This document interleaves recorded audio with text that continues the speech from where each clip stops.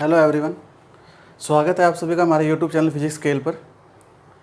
आज हम लेसन 2 से संबंधित जो हमारे टॉपिक रिमेनिंग है उनकी शुरुआत करने जा रहे हैं। पिछले वीडियो में लेसन 2 जो हम शुरू कर रखा है हम लोगों ने, लेसन 2 का जो पिछले हमारा जो वीडियो था उस वीडियो में हमने जो टॉपिक डिस्कस किया था उसके बारे में मैं आपको थोड़ा सा ब्रीफली नॉलेज दे रहा हूँ। जो टॉपिक था हमारा वो था समरूप आवेशित गोलीय कोश। समरूप आवेशित गोलीय कोश। गोलीय कोश को हम खोखला गोला भी कह सकते हैं, खोखला गोला। इसके कारण हमने विद्युत क्षेत्र की तीव्रता का व्यंजक प्राप्त किया था। समरूप आवेशित गोलीय कोश या खोखले गोले के कारण हमने विद्युत क्षेत्र की तीव्रता का व्यंजक फाइंड किया था। गोलीय कोश या खोखला गोला चालक भी हो सकता है और अचालक भी हो सकता है। दोनों ही कंडीशन के लिए सेम ही व्यंजक है। पेपर में टॉपिक आए समरूप आवेशित चालक गोलीय कोश या खोखले गोले के लिए विद्युत क्षेत्र की तीव्रता का व्यंजक, या समरूप आवेशित अचालक गोलीय कोश या खोखले गोले के लिए विद्युत क्षेत्र की तीव्रता का व्यंजक, तो सेम ही टॉपिक आपको करना है। कैसे? जो चालक होगा चाहे वो अचालक हो, लेकिन वो कैसा है? खोखला। मान लीजिए ये चालक है लेकिन ये अंदर से खोखला है। अचालक गोला है लेकिन ये भी क्या है? खोखला है, गोलीय कोश है। तो खोखला है तो इसके भीतर कुछ भी नहीं है। फॉर एग्जाम्पल बॉल है तो खोखली है अंदर से, वो अचालक है। धातु की बॉल है लेकिन वो अंदर से खोखली है तो वो चालक है। तो चालक खोखला हो चाहे अचालक खोखला हो, दिया गया सारा आवेश कहाँ पे आएगा? केवल और केवल इसकी आउटर सरफेस पर आएगा, इसकी बाहरी सतह पर आएगा। तो चाहे गोलीय कोश चालक हो चाहे अचालक हो, दोनों ही कंडीशन में अगर वो खोखला है, गोलीय कोश है, तो दिया गया संपूर्ण आवेश उसकी सतह पर ही आएगा। इसलिए टॉपिक दोनों के लिए क्या रहता है? सेम। और हमने इसकी तीव्रता के लिए विद्युत क्षेत्र की तीव्रता का व्यंजक भी डिफाइन किया था। ई आउट का फॉर्मूला था के क्यू अपॉन में स्मॉल आर स्क्वायर, या इसी को हमने आगे सॉल्व किया था तो वैल्यू आई थी sigma capital R square upon में एप्सिलॉन 0 स्मॉल आर स्क्वायर। ये थी ई आउट की वैल्यू। सतह पर जब हमने फाइंड किया था ई एस की वैल्यू, तब ई एस की वैल्यू थी के क्यू अपॉन में कैपिटल आर स्क्वायर, और इसी को हम क्या लिख सकते थे? ई एस को हमने जब सोल्व किया था तो वैल्यू थी सिग्मा अपॉन में एप्सिलॉन 0। ये ई आउट की वैल्यू थी, ये ई एस की वैल्यू थी, और ई इन की वैल्यू कितनी थी? 0। गोलीय कोश के भीतर विद्युत क्षेत्र की तीव्रता का मान कितना था? 0। तो ये सारे टॉपिक हमने इससे लेसन 2 के पिछले वीडियो में डिस्क्राइब किए हैं। आज हमारा जो टॉपिक है हम उस नए टॉपिक की चर्चा करना चाहते हैं आपके सामने। तो आज हमारा टॉपिक है, देखिए, समरूप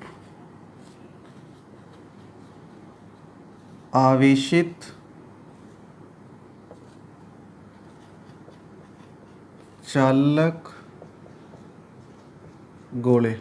ध्यान रखना, चालक गोला। अब चालक गोला कैसा है? ठोस ही होगा। क्यों? क्योंकि खोखला गोला तो हम कर चुके हैं। समरूप आवेशित चालक गोला जो कैसा है? ठोस। के कारण विद्युत क्षेत्र की तीव्रता के व्यंजक। आज हमारा टॉपिक है समरूप आवेशित चालक गोला जो ठोस है के कारण विद्युत क्षेत्र की तीव्रता का व्यंजक। और इसका जो पहला केस है वो केस क्या है? Case first, when small R greater than capital R. और स्मॉल आर क्या है? बिंदु की दूरी, और कैपिटल आर क्या है? गोले की त्रिज्या। और गोले की त्रिज्या कम है, बिंदु की दूरी ज़्यादा है, इसका मतलब बिंदु कहाँ है? गोले के बाहर। फॉर एग्जांपल ये आपके सामने ठोस चालक गोला है,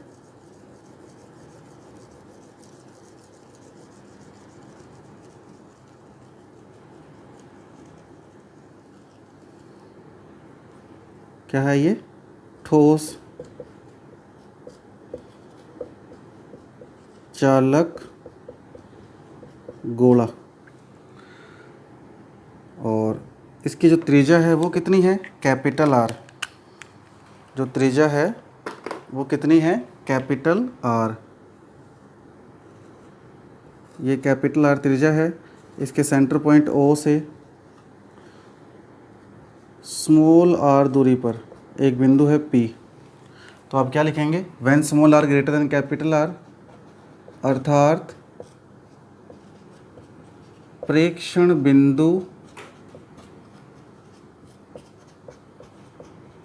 चालक ठोस, प्रेक्षण बिंदु ठोस चालक गोले के बाहर स्थित है। प्रेक्षण बिंदु ठोस चालक गोले के बाहर स्थित है। तो ये ठोस चालक गोला, कैपिटल आर इसकी त्रिज्या है, इसके केंद्र से स्मॉल आर दूरी पे एक बिंदु है, बिंदु बाहर है। तो हमने ये लिखा है small R greater than capital R, अर्थात प्रेक्षण बिंदु ठोस चालक गोले के बाहर स्थित है। इसके बाद हमने थ्योरी लिखनी है और उससे पहले हम डायग्राम कंप्लीट करते हैं। देखिए डायग्राम क्या होगा। बिंदु P से केंद्र बिंदु की दूरी कितनी है, स्मॉल आर। तो O को केंद्र मानकर हम इसके चारों ओर स्मॉल आर त्रिज्या के गाउसीय पृष्ठ की कल्पना कर लेते हैं। ये आपका स्मॉल आर त्रिज्या का क्या है, गाउसीय पृष्ठ है। और इस गाउसीय पृष्ठ पे आप क्या लीजिए, एक अल्पांश। क्या लीजिए, एक अल्पांश। ये अल्पांश क्या है, ds। इस ds अल्पांश का क्षेत्रफल सदिश की दिशा देखें तो वो कहाँ होगी, बाहर की ओर, ds वेक्टर। क्योंकि मैं इस साइड में खड़ा होकर जब देखूंगा उस साइड के उस तरफ, तो क्षेत्रफल सदिश क्या होता है, सदैव हमारी आंखों के और बाहर की ओर होता है, हमारी आंखों की ओर होता है। तो जब मैं यहाँ खड़ा हूँगा इस जगह, तो इसको देखूंगा यूँ, खड़ा होकर यूँ देखूंगा, तो क्षेत्रफल सदिश कहाँ होगा, मेरी आंखों की ओर। तो ये क्षेत्रफल अल्पांश या ds गाउसीय पृष्ठ पर, क्षेत्रफल सदिश कहाँ होगा, बाहर की ओर। और किसी भी आवेशित गोले के लिए या पृष्ठ के लिए विद्युत क्षेत्र की तीव्रता कहाँ होती है, सदैव उस पृष्ठ के लंबवत बाहर की ओर। और यदि आपको नहीं पता तो आप यहाँ पर परीक्षण धनावेश रख सकते हैं, प्लस Q0 परीक्षण धनावेश हमने रख दिया। और इस परीक्षण धनावेश को रखने के बाद ये परीक्षण धनावेश इस गोले के ऊपर उपस्थित प्लस Q आवेश के कारण कहाँ गति करेगा, प्लस चार्ज है इसके ऊपर, और ये भी धनावेश है तो ये दूर गति करेगा, इससे प्रतिकर्षित होगा। तो विद्युत क्षेत्र की तीव्रता E वेक्टर भी कहाँ होगी, बाहर की ओर। तो क्षेत्रफल सदिश ds वेक्टर और विद्युत क्षेत्र की तीव्रता E वेक्टर दोनों एक ही दिशा में हैं। तो थीटा की वैल्यू कितनी होगी, 0 डिग्री, क्योंकि दोनों क्या हैं, समांतर। ये आपका टॉपिक इतना है। इसके बाद जब डायग्राम कंप्लीट हो जाएगा, पहले केस लिखना है, फिर डायग्राम कंप्लीट हो गया। डायग्राम में क्या था, एक कैपिटल आर त्रिज्या गोला है जो प्लस Q आवेश के द्वारा क्या है, समरूप आवेशित। ये गोला ठोस है, इसके केंद्र से स्मॉल आर दूरी पर हमने एक प्रेक्षण बिंदु P लिया। तो स्मॉल आर त्रिज्या का हमने क्या बनाया, एक गाउसीय पृष्ठ।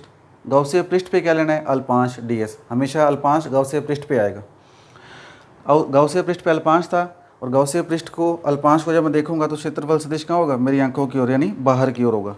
तो ये ds वेक्टर बाहर की ओर है। और इस प्लस Q आवेश के कारण प्लस Q0 आवेश कहाँ गति करता है, धनावेश के कारण प्रतिकर्षण बल लगेगा, बाहर की ओर गति करेगा। तो क्षेत्रफल सदिश भी बाहर की ओर है और विद्युत क्षेत्र की तीव्रता भी कहाँ हो जाएगी, बाहर की ओर। और हम जानते हैं भी हैं कि किसी भी पृष्ठ के लिए विद्युत क्षेत्र की तीव्रता सदैव पृष्ठ के लंबवत बाहर की ओर होती है। ds वेक्टर और E वेक्टर एक ही दिशा में होने के कारण समांतर हैं, तो थीटा का मान कितना हो जाएगा, 0 डिग्री। अब आपने इसकी थ्योरी लिखनी है। थ्योरी मैं सिर्फ यहाँ डिस्क्राइब कर रहा हूँ, आप लोग थ्योरी को नोट डाउन कर लेना। थ्योरी क्या लिखेंगे, हम जानते हैं कि सबसे पहले ये स्टेटमेंट जरूर लिखनी है जो मैं रेड पेन से लिख रहा हूँ। हम जानते हैं कि किसी चालक ठोस को दिया गया संपूर्ण आवेश सदैव उसकी सतह पर वितरित हो जाता है। दोबारा से नोट डाउन कर लेना। हम जानते हैं कि किसी चालक ठोस को दिया गया संपूर्ण आवेश सदैव उसकी सतह पर वितरित हो जाता है। अतः, नेक्स्ट लाइन से, अतः ठोस चालक गोला भी गोलीय कोश की भांति व्यवहार करता है। ये लाइन आपको 4 लिखनी है हर केस के थ्योरी में शुरुआत में। दोबारा रिपीट कर रहा हूँ, हम जानते हैं कि किसी ठोस चालक को दिया गया संपूर्ण आवेश उसकी सतह पर वितरित हो जाता है। नेक्स्ट लाइन से, अतः ठोस चालक गोला भी गोलीय कोश की भांति, किसकी भांति? गोलीय कोश की भांति व्यवहार करता है। ये थ्योरी लिखने के बाद अब आप लोगों ने इसको आगे डिस्क्राइब करना है मैथमेटिकली। तो देखिए क्या करेंगे अब हम। तो अब क्या होगा, देखिए अब हम क्या लिखेंगे। अतः गाउस के नियम से, अतः गाउस के नियम से, गाउस का नियम क्या था? Flux phi E is equal to summation Q upon में एप्साइलन जीरो। फाई की वैल्यू होती है close integration E vector dot D S vector is equal to summation Q upon में एप्साइलन जीरो। डॉट हटेगा, क्लोज इंटीग्रेशन क्यों? क्योंकि बंद गाउसीय पृष्ठ है, तो क्लोज इंटीग्रेशन एस डॉट जब हटाएंगे तो क्या आएगा? Cos theta summation Q upon में एप्साइलन जीरो। साइड में हम कारण देंगे क्योंकि E vector D S vector यानी विद्युत क्षेत्र की तीव्रता क्षेत्रफल सदिश के क्या है? समांतर। तो थीटा की वैल्यू कितनी हो जाएगी? जीरो, और कोस जीरो की वैल्यू एक, क्योंकि यहाँ कोस थीटा है, थीटा का मान जीरो पुट करेंगे तो कोस जीरो बनेगा और कोस जीरो की वैल्यू एक। तो कुल मिला के वैल्यू क्या आएगी? E D S is equal to summation Q upon में एप्साइलन जीरो। यहाँ तक आप लोगों को समझ आ गया होगा, आसान है। इसके बाद देखिए, इसके बाद क्या आएगा आपके पास टॉपिक। यहाँ ई क्लोज इंटीग्रेशन एस है, ई डी एस है, ये ई कांस्टेंट है तो इस समाकलन से बाहर आ जाएगा, तो यहाँ आएगा E S D S is equal to summation Q upon में एप्साइलन जीरो। डी एस का समाकलन क्या हो जाएगा? एस समीशन क्यू अपॉन में एप्साइलन जीरो। अब समीशन क्यू कितना है और एस कितना है उसके बारे में हम डिस्क्राइब करेंगे। तो समीशन क्यू क्या है? गाउस के नियम में समीशन क्यू होता है गाउसीय पृष्ठ के द्वारा परिबद्ध कुल आवेश। गाउसीय पृष्ठ ये रहा आपका डॉटेड लाइन वाला, और इस गाउसीय पृष्ठ की त्रिज्या कितनी है? Small R. तो हम क्या लिखेंगे? स्मॉल आर त्रिज्या के गाउसीय पृष्ठ द्वारा परिबद्ध कुल आवेश।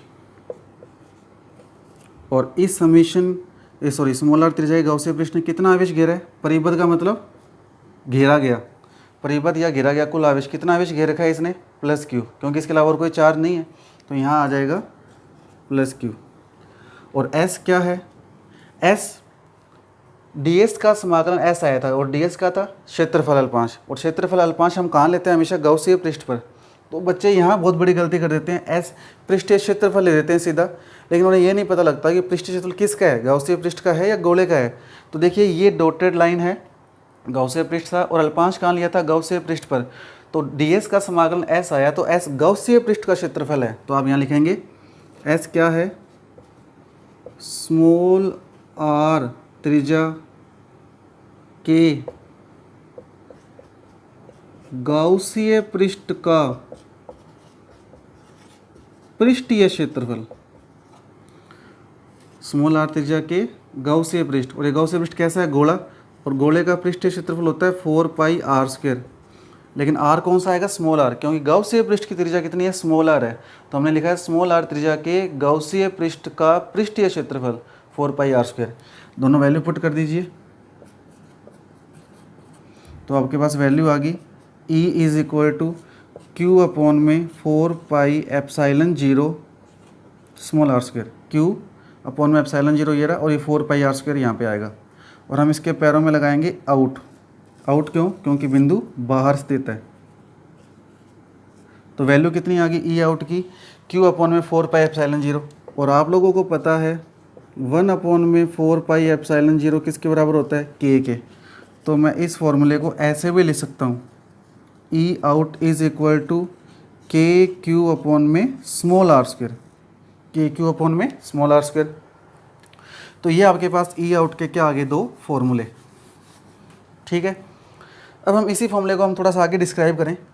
अब आप देखिए, थोड़ा सा ध्यान रखें, ई आउट की वैल्यू के क्यू अपन में आर स्क्वायर है। हमारा टॉपिक था समरूप आवेशित ठोस चालक गोलीय कारण। इससे पिछले वीडियो में हमने टॉपिक किया था समरूप आवेशित गोलीय कोश, और गोलीय कोश के लिए भी ई आउट की वैल्यू सेम थी। अब सेम क्यों आई है? क्योंकि हमने वीडियो शुरू करते समय जब केस फर्स्ट की थ्योरी लिखी तो हमने वहाँ लिखा था कि किसी चालक गोले को दिया गया संपूर्ण आवेश उसकी बाहरी सतह पर वितरित हो जाता है, इसलिए ठोस चालक गोला भी गोलीय कोश की भांति व्यवहार करता है, और उसकी भांति व्यवहार करेगा तो सेम वैल्यू आएगी। तो सेम वैल्यू है। अब हम यहाँ पे अगर इस टॉपिक को हल करें, इस समीकरण 1 दे देते हैं, इसे समीकरण 2 दे देते हैं, और बाय 1 से मैं इसे अगर दोबारा सॉल्व करूँ ई आउट को, तो देखिए 4 pi epsilon 0 small are square Q की वैल्यू। अब क्यू बराबर क्या होता है? Sigma S. अब ये बात ध्यान रखने वाली है, यहाँ भी बच्चे बहुत गलती करते हैं। कई बार बच्चे क्यू बराबर सिग्मा एस लगा देते हैं, कई बार बच्चे क्यू बराबर रो वी लगा देते हैं। अब ऐसा क्यों? हमने सिग्मा एस क्यों लगाया? सिग्मा या रो या लैम्डा आता है आवेश वितरण के लिए। आवेश कहाँ वितरित है? अब आप देखिए ये आवेश कहाँ वितरित है। हमने कहा समरूप आवेशित चालक गोले को दिया गया संपूर्ण आवेश उसकी सतह पर आ जाता है, और सतह के लिए कौन सा आवेश वितरण लेते हैं? सतह आवेश वितरण नहीं, पृष्ठीय आवेश वितरण, क्योंकि इसका आवेश कहाँ है? पृष्ठ पर है। तो जब आवेश पृष्ठ पर है तो हम कौन सा आवेश वितरण लेंगे? पृष्ठीय आवेश वितरण या पृष्ठीय आवेश घनत्व सिग्मा। बच्चे कहते हैं सर जी ठोस चालक गोला है जी, रो लेंगे। रो नहीं लेंगे, क्योंकि जो आवेश है वो आवेश उसके आयतन में नहीं वितरित है, आवेश जो है उसके पृष्ठ पर वितरित है, इसलिए यहाँ रो नहीं आएगा, सिग्मा आएगा, क्योंकि आवेश वितरण जहाँ हुआ है उसी के हिसाब से आवेश वितरण का प्रकार लिया जाता है। तो यहाँ रो की जगह क्या आएगा? सिग्मा। तो क्यू बराबर सिग्मा इसलिए आया है सिग्मा, क्योंकि चालक गोले को दिया गया संपूर्ण आवेश उसके पृष्ठ पर सतह पर आ गया, इसीलिए हमने पृष्ठीय आवेश घनत्व का यूज़ किया है। और यदि ये आवेश इसके आयतन में वितरित होता तब हम रो का यूज़ करते। सिग्मा एस, तो क्यू बराबर सिग्मा। अब एस क्या है? एस वो है, देखिए एस यहाँ भी था, लेकिन यहाँ पे ds का समाकलन एस आया था। ds था गौसीय पृष्ठ का अल्पांश, इसलिए गौसीय पृष्ठ का क्षेत्रफल आया था। यहाँ क्यू बराबर सिग्मा एस है। सिग्मा है आवेश वितरण, और आवेश कहाँ वितरित है? देखिए क्या गौसीय पृष्ठ पर आवेश वितरित है क्या? नहीं। आवेश कहाँ वितरित है? गोले पर, और गोले की त्रिज्या कितनी है? Capital R. इसलिए एस जब लिखेंगे तो एस का फॉर्मूला आएगा पृष्ठीय क्षेत्रफल 4 पाई कैपिटल आर स्क्वायर। तो यहाँ स्मॉल आर स्क्वायर लिखा और यहाँ कैपिटल आर, उसका कारण है क्योंकि ds था, ds का समाकलन s था, और ds कहाँ लिया था? गौसीय पृष्ठ पर, तो गौसीय पृष्ठ का क्षेत्रफल आएगा, और गौसीय पृष्ठ की त्रिज्या कितनी है? Small R. और यहाँ q बराबर सिग्मा एस है। सिग्मा पृष्ठीय आवेश वितरण है, आवेश कहाँ वितरित है? पृष्ठ पर, और पृष्ठ कौन सा है? गोले का, तो गोले का क्षेत्रफल आएगा 4 पाई कैपिटल आर स्क्वायर। ये बातें इसलिए मैं बार बार जोर लगाकर डिस्क्राइब कर रहा हूँ, क्योंकि बच्चे यहाँ गलती करते हैं। पूरा का पूरा क्वेश्चन एक छोटी सी मिस्टेक के कारण गलत हो जाता है, और 4 नंबर का क्वेश्चन आता है बोर्ड एग्जाम में ये।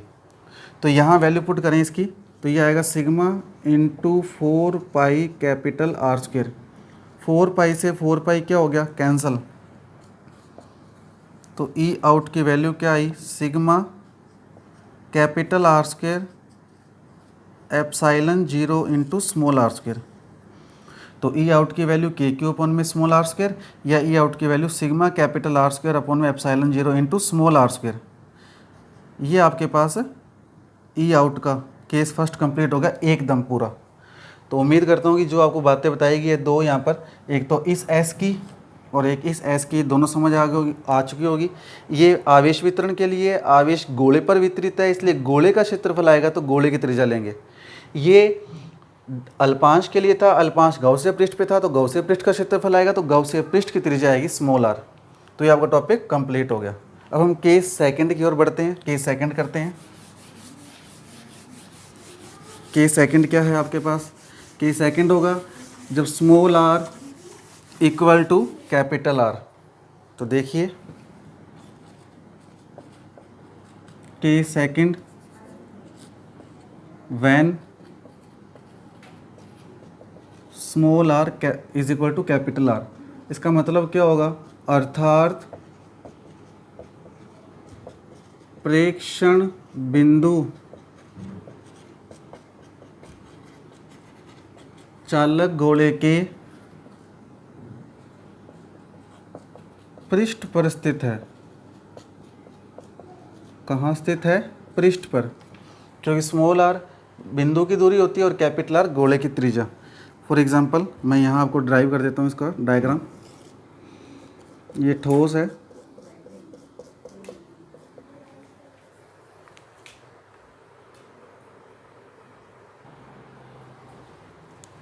ये ठोस गोला है आपके पास। इसकी त्रिज्या कितनी है, कैपिटल आर, और इसके केंद्र बिंदु ओ से जो बिंदु पी है वो सतह पर ही है, तो ये दूरी कितनी है, स्मॉल आर बिंदु की, और बिंदु की दूरी स्मॉल आर बराबर कैपिटल आर होगा, चालक गोले के पृष्ठ पर स्थित है। और ये ठोस है, ध्यान रखना, इसको ठोस करके बनाना है। पिछले वीडियो में खोखला था तो उसको खोखला बनाया था, बीच में कुछ भी नहीं किया था। आज ठोस है ये, और दिया गया सारा आवेश कहाँ पे आ जाएगा, इसकी सतह पर। क्यों आ जाएगा, उसका भी रीज़न है, क्योंकि चालक है, और चालक को दिया गया संपूर्ण आवेश कहाँ आता है, सदैव उसकी सतह पर। क्योंकि बिंदु इस चालक गोले के पृष्ठ पर स्थित है, इसलिए इसके ऊपर ही बना रहा हूँ मैं। रेड कलर से डॉटेड लाइन आपको दिख रही होगी, हल्की हल्की डॉटेड लाइन, इसके ऊपर ही बना दी मैंने। ये खुद ही गौसीय पृष्ठ का कार्य करेगा, स्वयं ही। चालक गोले का पृष्ठ किसका कार्य कर रहा है, गौसीय पृष्ठ का। तो ये आपका केस सेकंड का डायग्राम। यहाँ हम लिखेंगे थ्योरी। थ्योरी में आपको मैं दोबारा से रिपीट कर रहा हूँ, थ्योरी के अंदर ये केस लाइनें जरूर लिखनी है। आप क्या लिखेंगे, हम जानते हैं कि वी नो दैट, हम जानते हैं कि किसी चालक गोले को दिया गया संपूर्ण आवेश सदैव उसकी सतह पर वितरित हो जाता है। अतः ठोस चालक गोला कोमा गोलीय कोश की भांति व्यवहार करता है। फिर आगे लिखेंगे, अतः गाउस के नियम से, गाउस के नियम से, गाउस का नियम क्या है, phi E is equal to summation Q upon में एप्साइलन 0। फाई की value close integration S E vector dot D S summation Q upon में एप्साइलन 0, डॉट हटाएंगे तो क्या आएगा, cos theta summation Q upon में एप्साइलन 0। अब थीटा की वैल्यू लेने के लिए हम यहाँ प्रेक्षण बिंदु पे क्या लेते हैं, गौसीय पृष्ठ पर। ये गौसीय पृष्ठ ही खुद कार्य कर रहा है। डॉटेड लाइन रेड कलर से मैंने डॉटेड लाइन भी बना दी है, जो पहले ब्लैक थी, क्योंकि ब्लैक गौसीय पृष्ठ नहीं था, गोला खुद का पृष्ठ था। गौसीय पृष्ठ को दिखाने के लिए मैंने उसके साथ साथ एक डॉटेड लाइन भी बना दी, वो खुद ही गौसीय पृष्ठ का कार्य कर रहे हैं। हमने एक अल्पांश ले लिया, इसके ऊपर क्या, डी एस। अब डी एस अल्पांश लिया है, तो मैं डी एस अल्पांश यहाँ पर जब लिया है तो इसको देखूंगा तो डी एस अल्पांश के कारण क्षेत्रफल सदिश क्या होगा, बाहर की ओर। तो ये है आपका क्षेत्रफल सदिश बाहर की ओर। और यदि यहाँ मैं परीक्षण धन आवेश रखूँ प्लस क्यू 0, तो इस प्लस क्यू आवेश के कारण ये कहाँ गति करेगा, दूर, बाहर की ओर। तो ई वेक्टर भी कहाँ होगा, बाहर की ओर। थीटा की वैल्यू कितनी हो जाएगी, 0, दोनों समांतर होने के कारण। सेम ही है, ये फर्स्ट केस जैसा ही है। तो आप यहाँ लिखेंगे कारण लिखकर, ई वेक्टर पैरेलल है डी एस वेक्टर के, थीटा का मान 0, कोस 0 की वैल्यू 1। तो ये आपका 1 हो जाएगा। तो क्या बचेगा, close integration E D S summation Q upon में एप्साइलन 0। ई कांस्टेंट है, ई बाहर आ जाएगा, close integration S 1 D S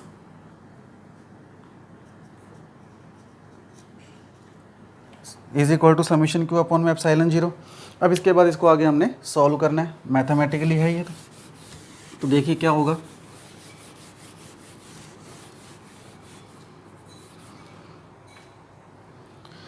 E बाहर है, डी एस का समाकलन क्या हो जाएगा, एस समीशन क्यू अपॉन में एप्साइलन 0।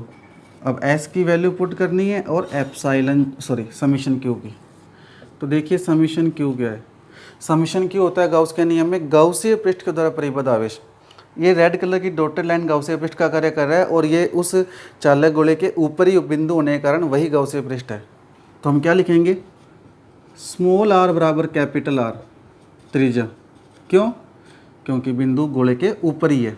स्मॉल आर बराबर कैपिटल आर त्रिज्या के गौसीय पृष्ठ द्वारा परिबद्ध कुल आवेश गाउस का नियम पढ़ा था हमने, वहाँ समीशन क्यू गाउसीय पृष्ठ के द्वारा परिबद्ध कुल आवेश होता है। अब ये खुद ही गाउसीय पृष्ठ का कार्य कर रहा है, तो इसके ऊपर कितना आवेश है, कितना आवेश घेर रखा है इसने, प्लस क्यू, तो ये प्लस क्यू आएगा, तो यहाँ पे क्यू आ जाएगा। एस क्या है, ds का समाकलन, यहाँ पे ds का समाकलन हमने s किया था, और ds क्या था, अल्पांश था गाउसीय पृष्ठ पर, तो s किसका क्षेत्रफल होगा, गाउसीय पृष्ठ का। लेकिन हम यहाँ डिनोट करेंगे कि गाउसीय पृष्ठ की त्रिज्या क्या है, स्मॉल r बराबर कैपिटल R त्रिज्या के गाउसीय पृष्ठ का पृष्ठीय क्षेत्रफल, स्मॉल r त्रिज्या के गाउसीय पृष्ठ का पृष्ठीय क्षेत्रफल, और ये कितना होगा 4 पाई स्मॉल r स्क्वायर होगा, लेकिन स्मॉल r कैपिटल R के बराबर है, तो क्या आ जाएगा 4 पाई कैपिटल R स्क्वायर। ये बात समझ आ गई होगी, क्योंकि बिंदु गोले की सतह पर होने के कारण त्रिज्या बराबर होगी, तो स्मॉल r बराबर कैपिटल R त्रिज्या के गाउसीय पृष्ठ का पृष्ठीय क्षेत्रफल 4 पाई स्मॉल r स्क्वायर बराबर है ये कैपिटल R के, तो ये कैपिटल R आ गया, तो यहाँ वैल्यू आएगी 4 पाई कैपिटल R स्क्वायर। तो E की वैल्यू क्या आएगी, Q अपॉन में, ये वैल्यू यहाँ अपॉन में आ जाएगी 4 pi epsilon 0 capital R square, और इसके साथ पैरों में लगा दूंगा S। S का मीनिंग सरफेस, सतह, क्योंकि प्रेक्षण बिंदु कहाँ पर है, सतह पर। इसी फॉर्मूले को हम ऐसे भी लिख सकते हैं, ES is equal to KQ upon में कैपिटल R स्क्वायर, समीकरण नंबर 2। और ऐसा क्यों लिख सकते हैं, क्योंकि 1 अपॉन में 4 पाई एप्सिलॉन 0 K के बराबर होता है, तो KQ अपॉन में कैपिटल R स्क्वायर। इसी फॉर्मूले को हम आगे सोल्व करना चाहें तो हम सोल्व कर सकते हैं by 2 4 pi epsilon 0 capital R square, Q की वैल्यू, अब Q की वैल्यू वापस वही क्या, sigma S।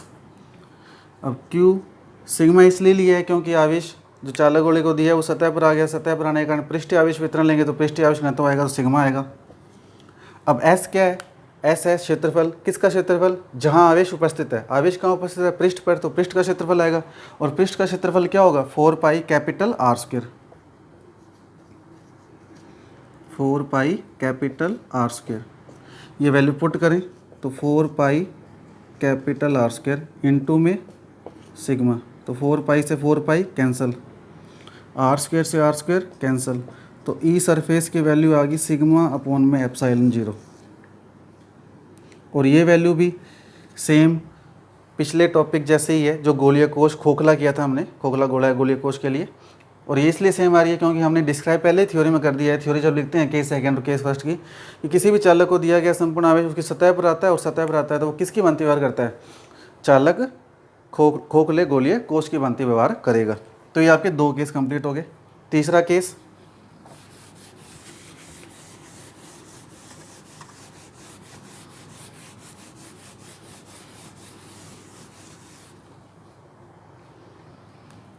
Case third. Case third क्या है, small r less than capital R, मतलब कैपिटल R बड़ा है, अर्थात प्रेक्षण बिंदु चालक गोले के या ठोस चालक गोले के कहाँ स्थित है, भीतर, ठोस चालक गोले के भीतर स्थित है। डायग्राम कैसे बनेगा, ठोस है ये पूरा कंप्लीटली, और इसको आवेश कितना दिया गया है प्लस Q, और सारा आवेश कहाँ जाएगा, इसकी सतह पर चालक होने के कारण। त्रिज्या कितनी है इसकी, कैपिटल R। प्रेक्षण बिंदु कहाँ लेना है, भीतर, ये भीतर ले लिया मैंने प्रेक्षण बिंदु, और इसकी डिस्टेंस कितनी है, स्मॉल r। इसी को मैंने गाउसीय पृष्ठ की फॉर्म दे देता हूँ, स्मॉल r त्रिज्या की। डॉटेड लाइन आपको ये दिख रही होगी, मैं रेड कलर से शो कर देता हूँ इसे, गाउसीय पृष्ठ को थोड़ा इजीली शो हो जाएगा। ये डॉटेड लाइन जो रेड कलर की है ये आपका क्या है, गाउसीय पृष्ठ है। और गाउसीय पृष्ठ इस बार चालक गोले के भीतर स्थित है क्योंकि प्रेक्षण बिंदु भीतर है। यहाँ एक अल्पांश लीजिए ds, क्षेत्रफल सदिश कहाँ होगा, बाहर की ओर। यहाँ परीक्षण धनावेश रखो प्लस Q0, प्लस Q0 के कारण ई वेक्टर या तो बाहर की ओर होगा, इस आवेश के कारण देखें तो मान लो ये आवेश देखें तो ये इसको क्या करेगा, बाहर की ओर रिपेल करेगा, और इसके कारण देखें तो ये इसको इधर की ओर रिपेल करेगा। तो या तो ई वेक्टर ds वेक्टर के पैरेलल होगा या क्या होगा, एंटी पैरेलल। पैरेलल होगा तो थीटा का मान 0 हो जाएगा और एंटी पैरेलल होगा थीटा का मान क्या हो जाएगा, 180। लेकिन इससे कोई फ़र्क नहीं पड़ेगा क्योंकि आगे होने वाले डेरिवेशन में थोड़ा सा एक पॉइंट है, तो हम मान लेते हैं कि ये पैरेलल है। तो E vector parallel, E vector ds vector के पैरेलल हो गया, थीटा का मान कितना हो गया, 0। और दूसरी बात, ये किसी भी चालक गोले के लिए, ये गोलीय कोश है या चालक गोला है, इसके ऊपर जो आवेश है, इस आवेश के लिए विद्युत क्षेत्र की तीव्रता हमेशा चालक के पृष्ठ के लंबवत कहाँ होती है, बाहर की ओर होती है। तो अगर मैंने प्रेक्षण बिंदु यहाँ लिया है तो अगर मैं यहाँ खड़ा होकर देखूंगा तो तीव्रता गोले के बाहर जब खड़ा होकर देखूंगा मैं तो तीव्रता कहाँ होगी, बाहर की ओर। तो ई वेक्टर ds वेक्टर के क्या होगा, समांतर। तो थीटा का मान कितना हो गया, 0। अब हम थ्योरी की बात करें। अब आप थ्योरी लिखोगे तो थ्योरी क्या लिखोगे आप, थ्योरी वही लिखोगे, वी नो दैट किसी ठोस चालक गोले को दिया गया संपूर्ण आवेश उसकी सतह पर वितरित हो जाता है, अतः ठोस चालक गोला भी गोलीय कोश की भांति व्यवहार करता है। कंप्लीट। फिर आप लिखोगे अतः गाउस के नियम से, इसलिए गाउस के नियम से, गाउस के नियम से क्या, phi E is equal to summation Q upon में एप्साइलन 0। फाई की value close integration E vector dot ds vector, dot हटाएंगे तो कोस थीटा आएगा, समीशन क्यू अपॉन में एप्साइलन 0। आप यहाँ लिखेंगे ई वेक्टर ds वेक्टर के क्या है, पैरेलल, थीटा का मान 0 और कोस 0 की वैल्यू 1। तो वैल्यू आएगी E ds is equal to summation Q upon epsilon 0। E आएगा बाहर, close integration 1ds summation Q upon में एप्साइलन 0, ds का समाकलन s और समीशन क्यू अपॉन में एप्साइलन 0। अब ये टॉपिक आपको कंटिन्यूसली करना है यहाँ तक। कुछ बच्चे क्या करते हैं, पहले स्टेप में ही लिखते ही इसको 0 कर देते हैं, और 0 क्यों करते हैं मैं आपको बताता हूँ।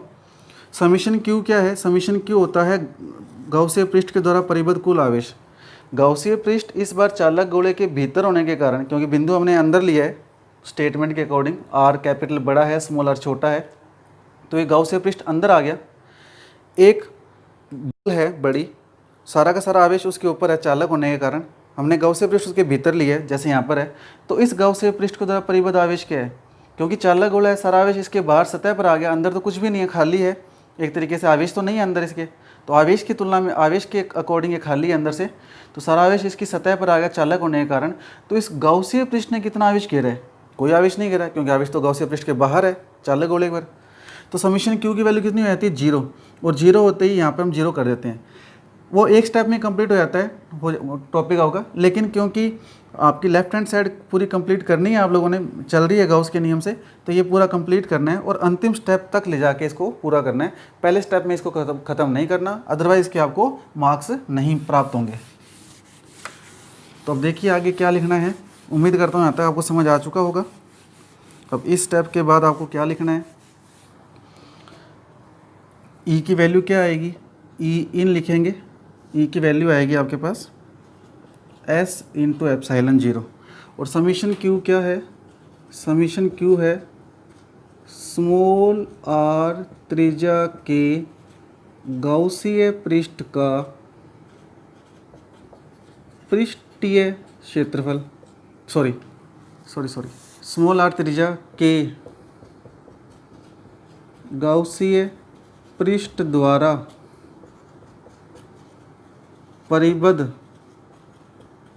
कुल आवेश, कितना आवेश, कुल आवेश, और कितना घेर रखा है इसने, 0, क्योंकि गाउसीय पृष्ठ चालक गोले के भीतर है, सारा आवेश चालक होने के कारण कहाँ पे आ गया, सतह पर। तो गाउसीय पृष्ठ ने कोई आवेश नहीं घेरा है, तो 0 हो जाएगा। और ई इन क्यों लगाया है, क्योंकि प्रेक्षण बिंदु भीतर है, अंदर है, तो ई इन की वैल्यू कितनी आ गई, 0। तो ई इन की वैल्यू कंप्लीट होगी 0। तो उम्मीद करता हूँ आपको ये टॉपिक समझ आ चुका होगा यहाँ तक। अब हमने क्या करना है, इसका ग्राफ ड्रॉ करना है। तो हमारे पास ग्राफ के लिए सारी वैल्यू होनी चाहिए। तो मैं आपके पास यहाँ वैल्यू लिख देता हूँ पहले। ई एस की वैल्यू थी आपके पास के क्यू अपॉन में कैपिटल आर स्क्वायर, या ई एस की वैल्यू थी सिग्मा अपॉन में एप्सिलॉन 0। ई आउट की वैल्यू थी के क्यू अपॉन में स्मॉल आर स्क्वायर, या sigma capital R square epsilon 0 small are square. और ई इन की वैल्यू कितनी है, 0। तो सिंपल सी बात है, अगर हम ध्यान से देखें तो ई इन तो 0 है। इन दोनों में मैक्सिमम कौन होगा, इन दोनों में मैक्सिमम ई एस होगा, क्योंकि स्मॉल आर डिस्टेंस ज़्यादा है कैपिटल आर की तुलना में, तो डिस्टेंस अपॉन में ज़्यादा है, तो ई आउट का मान क्या हो जाएगा, कम हो जाएगा। तो अब इसका हम ग्राफ प्लॉट करें तो ग्राफ कैसे आएगा, देखिए वाई अक्ष पे तो हम लेते हैं तीव्रता न्यूटन प्रति कूलम में, और एक्स अक्ष पे हम लेते हैं डिस्टेंस मीटर में। ये पॉइंट है स्मॉल आर बराबर कैपिटल आर सतह का, और सतह से इस साइड में हम भीतर रहेंगे गोले के तो small R less than capital R, और इसके बाद जब जाएंगे तो बाहर निकल जाएंगे गोले से। आपको पता है कि इन तीनों में ई इन तो 0 है, तो ई इन